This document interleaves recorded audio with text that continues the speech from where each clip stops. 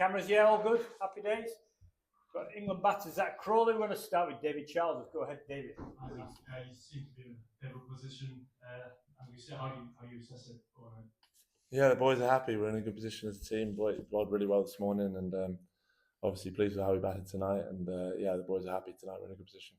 Just before I get to yours and Ben's last there, just a word on Ben Stokes as well. How do you like that you were able to count him as a fully fledged all rounder again? He's really sort of coming with his own bowling again this year.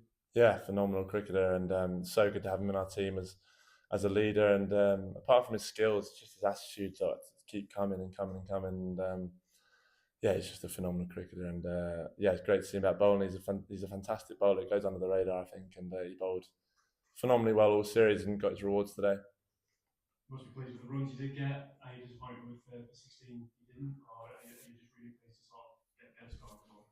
Yeah, no, you always want more, and I don't think I've ever got out in my life and not been annoyed, and I was certainly annoyed today. And but then you can look back and reflect that I was pleased with how I played and some of the shots I hit and the start we got with Ducky. So obviously I'd have wanted 16, but no, I'd wanted 116 more. Do you know what I mean? You always want more, and that will never change. And yeah, I think Ducky would say the same. But he batted phenomenally well himself. Was there an extra spring you set up, a bit of pep in you set up to what happened at Lord's last week and the position you found yourself in the time wasting role? No, not really. I didn't really think of too much about that at the time or even now. And yeah, we're just trying to play the game like it was the first game of the series. And yeah, like I say, we're happy with the position we're in as a team. We'll go to the front here, Kevin, if that's all right, please. And then we'll go Vish, Sid, and then Stefan. Like a couple of days ago, Shubman was here. He said that there was some fault from your side that as far as spirit of the game is concerned, you were 90 seconds late. He said that it was against the spirit of the game. Was that intentional from your side? No, not at all. I sit in my spot until the umpires go out, and I saw the umpires go out and I walked out. I wasn't aware that we were 90 seconds late, but fair enough.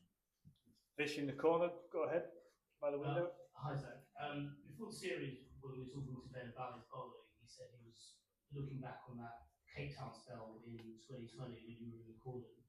I wondered if you saw similarities to, I suppose, how he's been bowling now and what he was back then, because he highlighted that as probably the last time he was able to bowl as EF bowler now.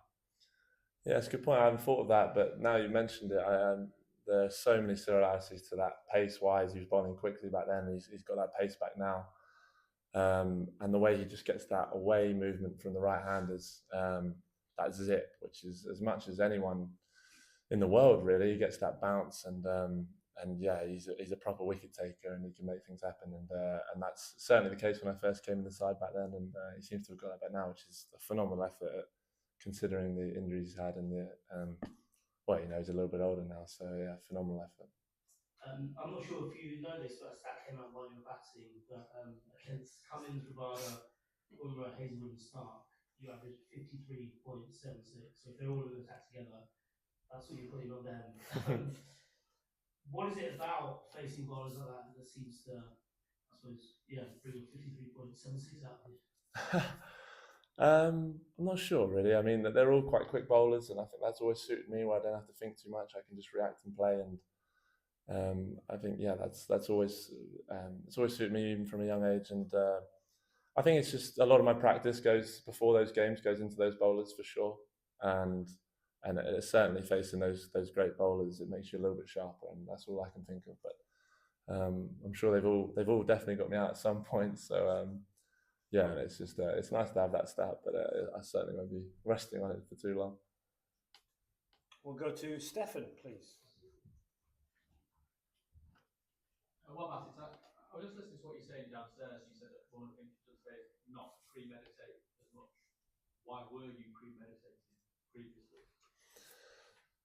Well, there are a whole host of reasons, really, but you're always looking to put pressure on as a group. We talk about that a lot, is how are we going to put pressure on the bowlers, and I was perhaps just looking for that too much, how I was going to put pressure on them, and I feel like one of my strengths is that I can hit, quite good balls for four with my height and my reach, and I felt like I hadn't allowed that to come out quite as much as of late, and I felt like this game I just wanted to react and play every ball on its merits, and I feel like I did that a little bit better today, and it was a nice pitch to bat on, and yeah, and I managed to get a couple away. It was nice.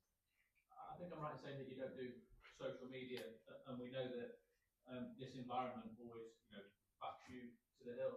I was wondering, do you ever put pressure on yourself? If you've ever gone through a league run, does some pressure come from internally?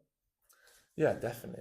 I have high standards for myself, and I work very hard at my game, and I always want more for myself, and I've certainly wanted more for myself than I've got in the last year or so, and that's just an internal thing, like you say. I don't feel that pressure from anyone else. I just feel like I owe it to myself to have a few more good performances, and it makes days like today, make the practice and the tougher times more worth it a bit more. And obviously, like I said, I wanted more runs today, but I feel like I've worked hard and earned those runs today. We'll go to Will, please.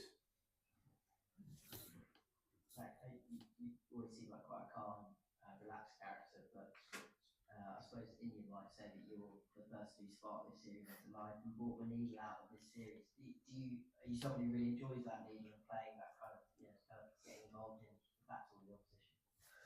Yeah, I've always enjoyed that part of cricket, to be honest, where it's especially when you're batting, it's 2 of you against 11, and they're desperate to get you out, and they're chirping you, and and a certain time, most of the time I probably let it slide, and then other times I feel like it's a good chance to put it back on them, and Lords was, I loved that little 8-minute passage. No one stepped over the line. I thought everyone was in good spirit. It was just competitive cricket, and I really enjoyed it. Yeah. We'll go to Charlie next to Will, and then Matt. You and Ben now average more than any other England partnership since Strauss and Scotland. I just wondered what it is that you like about batting with him. I like how good he is. He's a phenomenal player, and he takes a lot of pressure off me. And he scored, like even today, he scored a run of ball so effortlessly, and it allows you to go about your business. And we talk a lot in the middle about how we want to go about it, and obviously our height difference and being left, right, and right hand obviously probably makes it quite hard for the bowlers at times when we're both going well at either end. So I love batting with him, and hopefully that continues. And then Matt, and then one more to finish. Go ahead, Matt. Zach, you spoke downstairs about trying to feel as relaxed as possible. Can you just tell us a bit about how you try and get yourself into that space, particularly off the back of a couple of quieter test matches personally? Yeah, that starts a couple of days ago in training, and just try and take the tension out of my body when I'm batting, and just little things that little triggers that you have in the middle that make you feel relaxed, whether it be walking slower or anything like that. But I'd certainly feel at my best when my body feels relaxed, and managed to do that quite well today. I didn't perhaps do that as well. Certainly didn't do it as well as Edgbaston. I was absolutely knackered when we were batting there, so it was pretty hard to be fully sharp there. But I did it much better today, and I was happy with that. And last one here, please. Like when something like Shubman happens here, comes on with a 1 foot injured, how difficult is it to stick to your plans, keep your focus there? Because that thing tends to overshadow everything when someone comes up like that and bats like that. How difficult is to keep your focus on the game and stick to your plans, and then get the switch on and switch off? When Rishabh came out, yeah, it's tricky. I mean, especially because he's such a talent. Normally, people in the world would be able to come out and bat like he did today on 1 foot. So, the plans probably slightly change when the guy's got a broken foot, and that can be tricky in itself because you've got all those plans before that you have for him. But obviously it was tricky. We didn't know quite at the start where to put the field in terms of, is he going to be able to run at 2, or is it, so we had to change and adapt. But I thought we did that quite well, and we finished the innings off quite quickly, so we were happy. Brilliant. Cheers, Zach. Thank you. Thank you, everyone.